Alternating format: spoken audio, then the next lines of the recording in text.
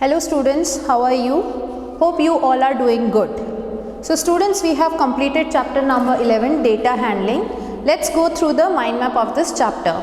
In this chapter, data handling, we have studied about pictograph, collection of data, that is collection of information which is called as data, and how to represent data using pictograph, interpreting data using pictograph, and record data using tally marks. So students, we have studied in this chapter about pictograph, tally marks and data collection. So students, collection of data or gathering of information is called as data collection. So let's look into the pictograph now, because pictograph means representing the data. That means when pictures are used to represent data, it is known as pictograph or pictogram. Tally marks are quick way of keeping track of numbers in groups of 5 are shown in vertical lines. Let's look into one example.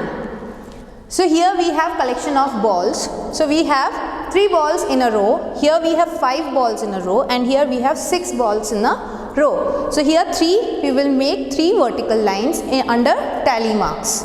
Then we have 5. So we will first make 4 vertical lines, and then we will cut those vertical lines with one more line. So counting wise it will be 1, 2, 3, 4 and 5. Similarly for 6 we have 1, 2, 3, 4, 5 and plus 1, 6. So students, now let's look into an example of pictograph. Now pictograph is representing the data through some figures or some pictures or symbols. So here we can see team A have 3 balls, team B have 5 balls and team C have 6 balls.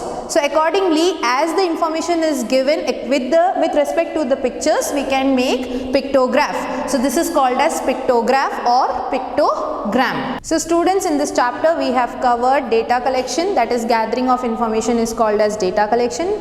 We have covered interpreting data with the help of pictograph or pictogram.